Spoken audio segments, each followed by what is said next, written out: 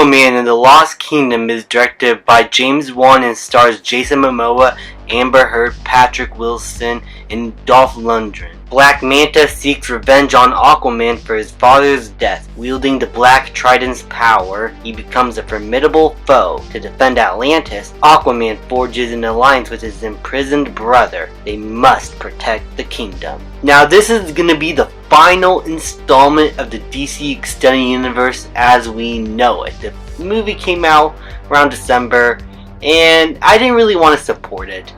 Mostly because I knew it wasn't going to count for anything moving forward, and it's not going to amount to much. And that wouldn't have been a big deal. I probably still would have seen it. But then the amount of reshoots and re-editing behind the scenes, and Warner Brothers meddling with the production, getting cold feet like they usually do. Suicide Squad, BVS, Justice League, they are known for doing that. And not to mention the fact that a certain pooping woman who got into a lot of trouble a couple years ago, at least as far as I remember, being in the film, didn't really sit well with me, and I didn't want to support her in the movie or anything she's in. So I decided to maybe wait till streaming when it comes out. I could watch it for free whenever it's able to stream on HBO Max or Max. Gotta hate that name. It was on HBO Max finally. I got a chance to see it the other day, and I thought the movie was much better than I thought it was gonna be. Because I came in thinking, because of Warner Brothers meddling with the production a whole lot, this is gonna be another gigantic mess like BVS or Justice League or Suicide Squad. This is, for the most part, a fine enough, I guess, sequel, but incredibly forgettable. I found that this movie just did a lot of what the original did, but to a lesser extent. It wasn't as emotionally investing. I didn't find the visuals all that spectacular anymore. There are some good visual effects here and there, and they're definitely way better than anything Marvel is putting out.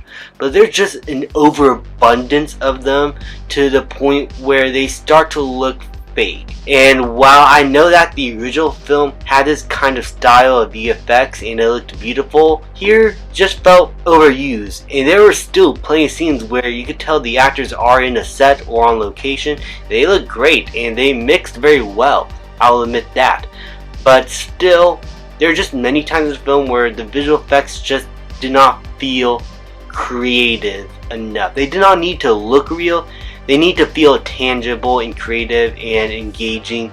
And I found that this film failed at that compared to the original movie, at least. As for the story, you could predict every single plot beat coming from a mile away.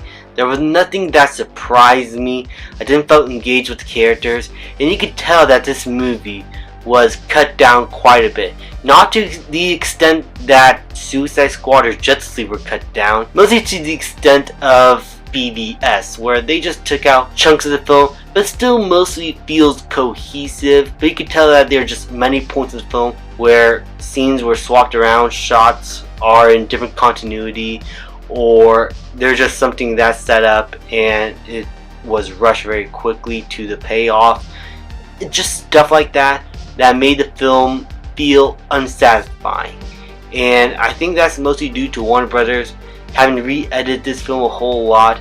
We were going to get 2 Batman cameos, either of Michael Keaton or Ben Affleck, and they did not happen. But you can tell that Warner Brothers just wants to make this film as digestible to an audience as possible, and because they knew that this film was not going to lead anywhere, I guess cutting out some of the stuff made this story at least feel a little bit more conclusive. But at the end of the day, it just still leaves you unsatisfied, and I wanted more meat in the bones of this story, and this movie just did not give that to me. As for the performances, Jason Momoa does good in the beginning, then starts to feel like he's carrying less and less as the film goes on.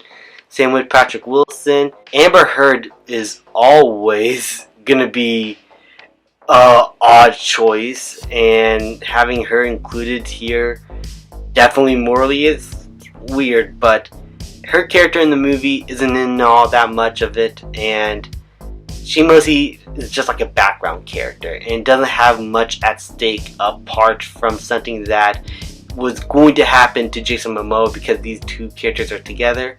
But as a character, she has notably less to do. And while that could be a double-edged sword because the actress is in it, as a character, it just felt like she did not have a purpose in the story and she could have been easily cut out, which would have been probably the smartest choice to do entirely. I don't know, just she did not feel like she needed to be in this story is all I'm saying. Apart from maybe the beginning, just the rest of the film, I don't know. She just didn't really matter to the story all that much, and I felt like the movie did nothing for this character. As for Black Manta, I think this character is a lot better here than in the previous film where he served more of a henchman type of role in the previous movie.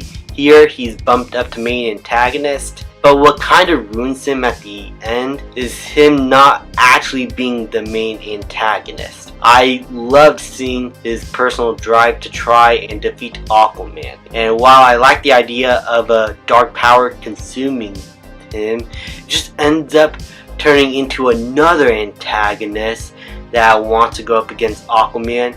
And then Black Manta serves that same purpose that he did in the original.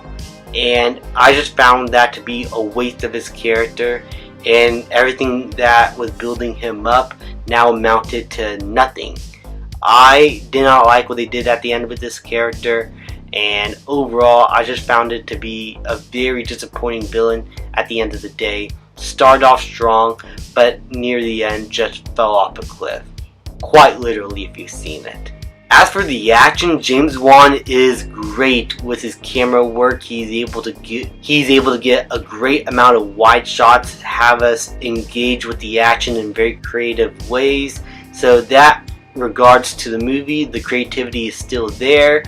The style is still present within this movie. James Wan knows how to create very engaging and very fun action sequences that has quite a bit of long takes too, and there's quite a bit done here in that regard where we're just following the characters from one location to the next, and it's very fun to watch. So in a directorial standpoint, James Wan still brings his A game here. I love what he did with the cinematography too, and how he's able to move the camera around.